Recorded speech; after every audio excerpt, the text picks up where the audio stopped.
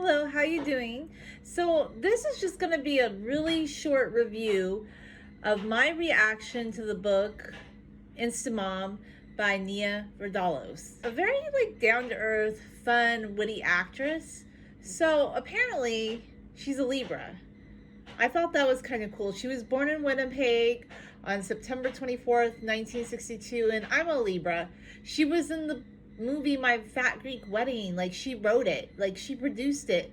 And it took a long time for her to get to the point where she could actually produce that movie, because when she first came to Hollywood, they would not offer roles to her. Like, she had an agent who wouldn't send out her script. The agent said, "Oh, you could pretend to be Hispanic and maybe we'd get you a role." And it was just very awkward for her. And she said, "Never mind, I'm going to try and strike out on my own." And she did. I mean, it took her some time before she did. And she was also in the movie My Life in Ruins. I love that movie. If you've ever wished you could go to Greece, this is your chance, to see the sights without buying a plane ticket.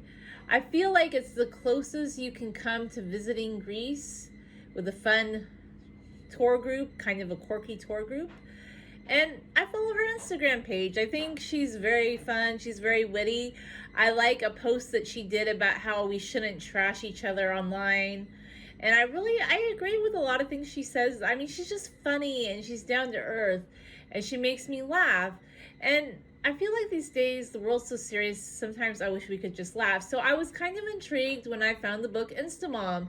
I read it first, but then I decided to listen to part of it again on Audible this evening, because she actually narrates her own book and it's so entertaining. I almost would recommend that if you want to listen to her book, you listen to it. Nina had a hard time getting into the entertainment business. Like, originally she went to acting school and that wasn't really working out for her. And then she tried out to be on in an improv theater called Second City, like a comedy act theater.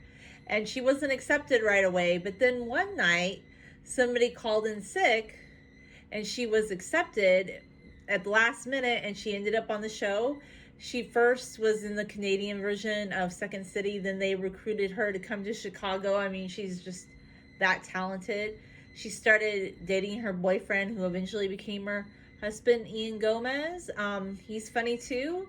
I mean, I thought they were a really funny couple, and I didn't even know until after I had watched My Fat Greek Wedding and My Life in Ruins that he, being the character in both movies, he was actually also her husband in real life. I didn't know about that because I never looked these things up. I actually started looking up more about her background after I read the book Instamom. I just thought she was a really funny actress, and I really appreciated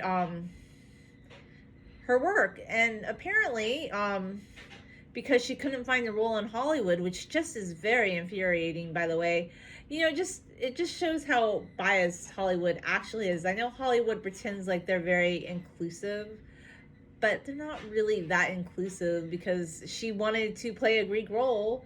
And even after she struck out on her own and she wrote a script, she was told, if you would change the character to be Hispanic, maybe we could make this into a movie. Or told, how dare you think that you as an actor could write a script. I just think some of it's absurd. So she finally ended up deciding to turn My Fat Greek Wedding into a play, and she put it on herself at her own expense. And eventually Rita Wilson came to watch the play, and Rita Wilson's Greek, so she related to the play. And I think she read, well, actually it says in the book she read Nia's manuscript, and eventually her husband Tom Hanks came to see the show and they loved it, and the rest is history, because they decided to turn it into a movie. But what I really like about Nia's story is she didn't just have instantaneous fame. She was in her 30s, before she finally got to where she wanted to be. And a lot of people that have instantaneous fame and they become big stars, I feel like they kind of can lose track of themselves. But it seems like Nia always knew who she was, and she always retained her sense of humor.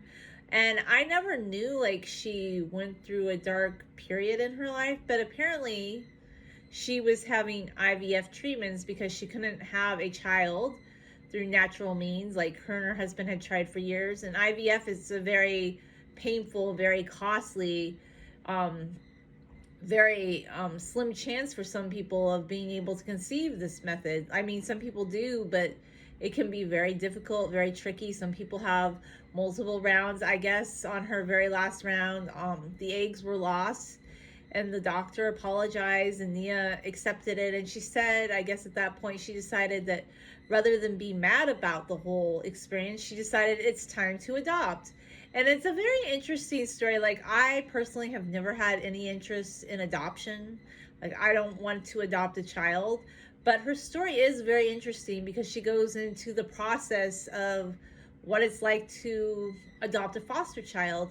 And the child that she eventually ends up adopting, Ilaria, she's a very beautiful little girl, but she's had some issues, and they have to work very hard to win her trust. And I just think it's an interesting story if you like My Fat Greek Wedding and you're drawn to Nia Vardalos and her humor. Like, the book makes you laugh out loud.